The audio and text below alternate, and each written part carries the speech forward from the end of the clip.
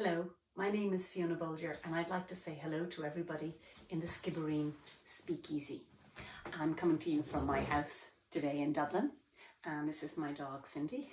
She wants to be part of the reading. I'd like to thank Paul Castell and all the other people in the Speakeasy for inviting me to read my poetry. And it's a real honour to be part of your event, however distantly.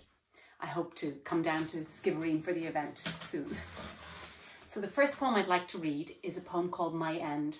And at the very beginning of the lockdown, it was difficult to write, and I was thinking that maybe I wouldn't write again, and I was feeling very miserable about that. So I call this poem My End. My end. I am worded out. I've written my last poem.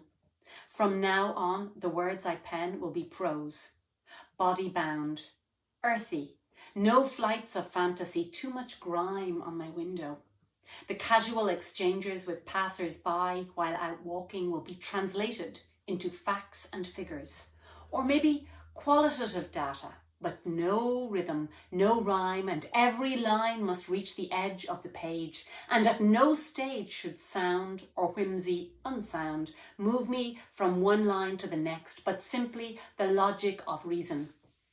It shall be measurable and not a mix of guessing and consulting. No, I am done with poetry. Poe, the river, the chamber pot, the making, the forming, the growing between the river mud of poetry and self-seeding trees, there shall be no more.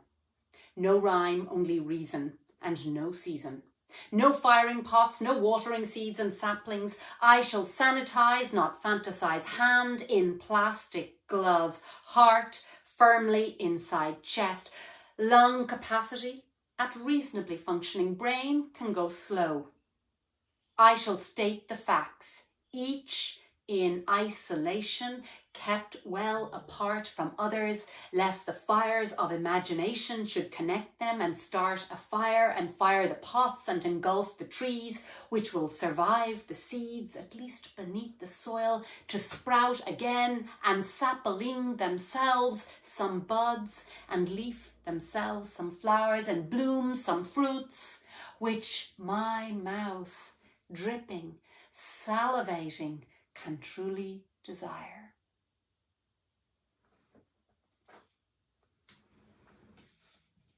And now I'm going to read you some poems from my collection, A Compound of Words. You can find out more about it on my website, FionaBolgerPoetry.com. So check it out there. So the first poem I'm going to read is to think about, it's called Wapis, which means returning. And I want to dedicate it to all those people who are in lockdown, far from family and friends, and in some cases countries away, borders away from parents, elderly parents, and then also those migrant workers in India who found themselves thousands of miles away from their families and from their villages with no money and no transport. So Wapis. I am returning to the cloudy sky promising rain. I am returning to the woman who walks at 5 to avoid. I am returning to the scratching, grabbing crows. I am returning to the horns charging down East Coast Road. I am returning to the sea breeze which cannot be bought or sold. I am returning to the death place of romance. I am returning to the birthplace of understanding and my daughter. I am returning always and forever, returning and returning. The title poem, A Compound of Words. Try to atomize what you're looking at. Imagine each letter a string supplying a side way to transubstantiation, avoiding the black hole of a lemon market, the consonants shifting, the click of the Q Celtic fossils trickle down through the generations. Do you know, it's all Maya, and we, Salah, must do penance. Arrivanga ni, as you cruise for a bruise. Crushed together, we make juice.